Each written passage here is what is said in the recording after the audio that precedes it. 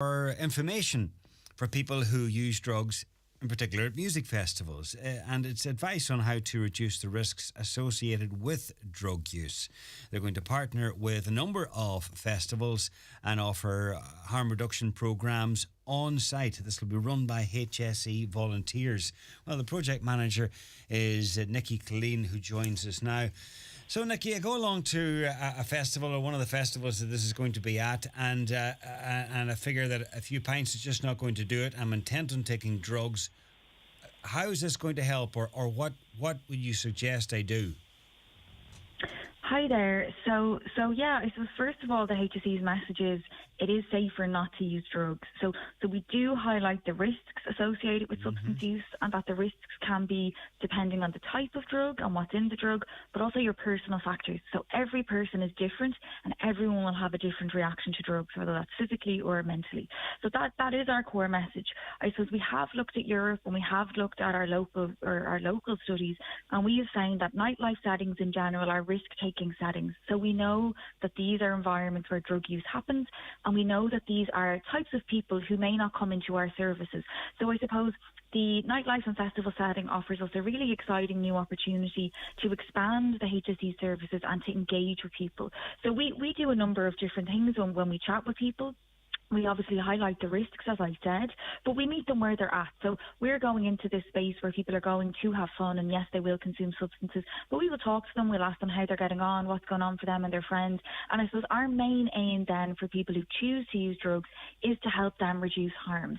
So we want them to know, as much as possible about the current drug trends, about how that could increase risks. And we want them to know different things, practical steps that they can implement to reduce harm. So this is known as harm reduction, and it's an approach where really you're trying to minimise all of the risks that could be caused. So there's very different approaches. It could be information provision. It could be telling people, how their prescription medication or different drugs interact with each other if they're using more than one drug.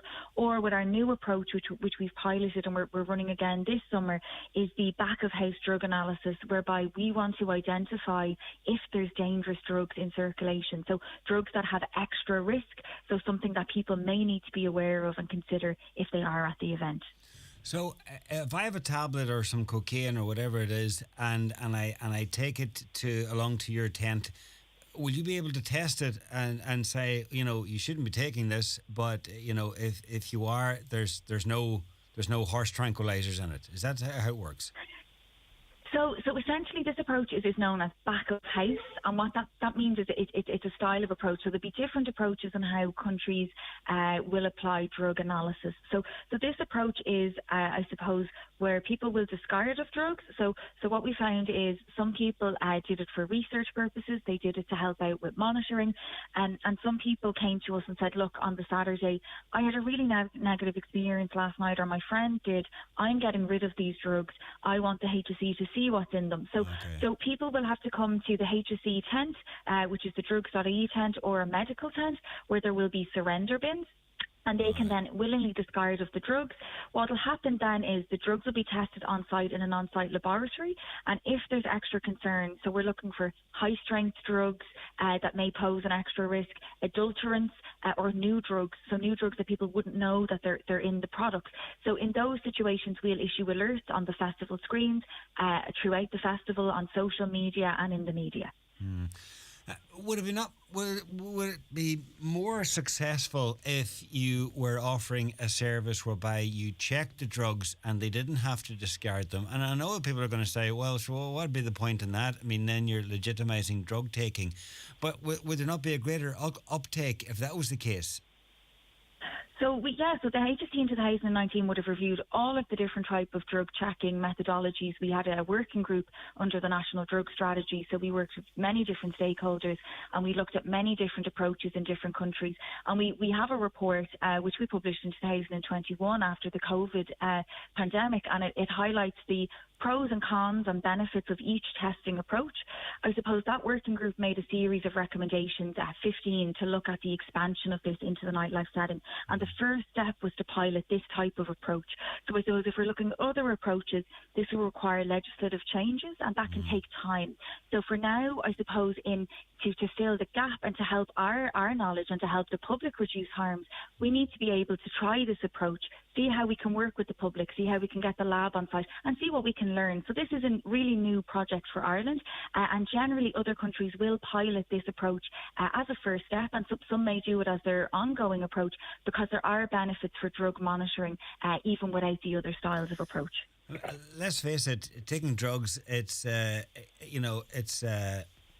selfish endeavour, and what you're relying on here for this programme to be a success would be for people to think of of others, of the wider community, if you like. And if they see something dodgy, if they have a bad experience, if friends are concerned, there's the opportunity to go and chuck these away, but to have them analysed, and then for you to be able to put out warnings or take action. Yeah, and I suppose it does offer that opportunity to different people. So what we found was some people, as I said, their friend group said, we have these, we think someone had a negative reaction last night, please take, this away, we don't want it anymore. We did have some cases in the medical tent whereby people left a new drug called 3CMC, so that was linked with a medical case. So there are opportunities, I suppose, for people who either want to dispose of something that they are concerned about, or for people who do want to help research and to help us learn more with this style of approach. And last year, someone would have given us 12 new psychoactive substances in a package from their friend group, and really that was to help us and our research. And they named, kind of wrote what was on the package, and really we've different types of people coming with different rationale to use the bins. And I suppose it is a pilot phase. We've done one event. We'll pilot it again this summer, and we'll review it, and we'll see how it works, how the public feel about it, and it is a work and learning for us all as a very new approach. So you were at Electric Picnic last year, and now you're going to roll it out to more festivals. And what about, it's called the nightlife programme. Would you envisage something like this then happening out on the streets, in really busy spots? So I suppose we're working really closely with the Department of Health, Department of Justice and Garda Síochána, and the Department of Culture.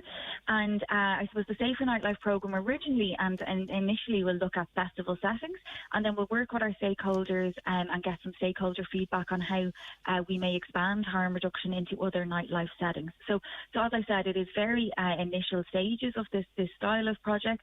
So it's a process of learning, review, working with new stakeholders. So the nightlife industry are really new stakeholders, and we need to listen to their feedback and thoughts and learnings, and see how we can expand the programme moving forward. But I suppose we will be working quite closely with festivals this summer and other nightlife providers to share harm reduction messages. So that can be done on social media. It can be done by having our leaflets and our resources. So there's many different ways that the nightlife industry can support this campaign. It's not going to win the war on drugs, but it might help to win another battle. Well, this style of project is essentially helping us get information we wouldn't otherwise have. So at Electric Picnic, at our first pilot event, we found, as I said, 12 new drugs, which are very novel and less seen. But we found 4 drugs that have never been found before in Ireland. So even with our first pilot, we've shown the success of learning new things and reaching new user groups. So from the HSE's perspective, we're really pleased with the approach that we've taken so far. Okay, and if someone's concerned and wants maybe just to delve into it a wee bit more, get more information, where would be a good place to go? Yes, so for anyone who wants to follow our work or get information about drugs or updates and alerts, so we will be reviewing drugs this weekend. We're starting with Life Festival in Westmeath, and if we do find drugs of concern, we'll be issuing alerts and communications with the public about what we see. So people can follow drugs.ie on Instagram and Twitter, and also HSE Live on Twitter and Instagram. Brilliant, drugs.ie. Thanks, Nikki. Take care.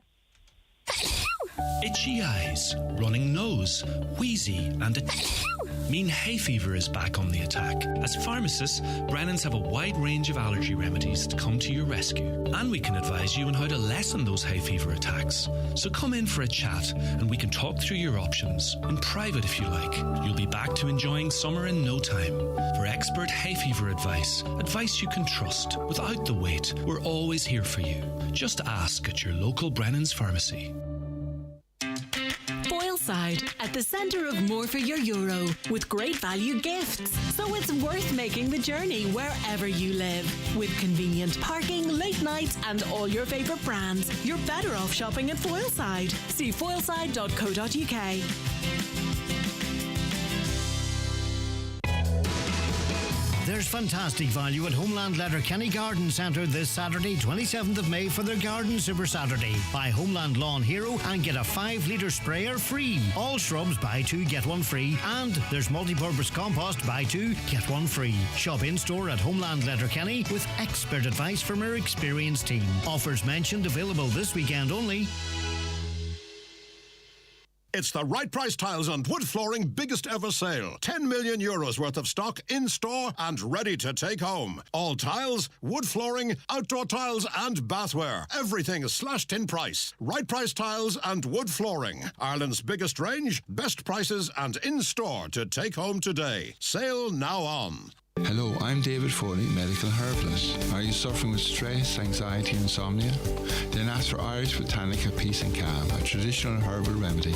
Irish Botanica Peace and Calm has a naturally relaxing effect, ideal for stress, insomnia, jet lag, and pre-exam anxiety. Call us a natural way, Letterkenny Shopping Centre for more information. Mr. Blue Sky, please tell us why. The Lotto jackpot is an estimated €9.2 million.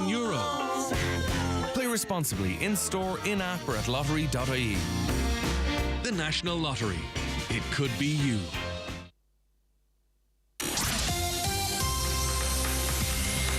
Still no sign of the heat wave we've been promised. Mostly dry today with a mix of cloud and sunny spells. The odd spot of light rain or drizzle actually pushing in from the north this afternoon and evening.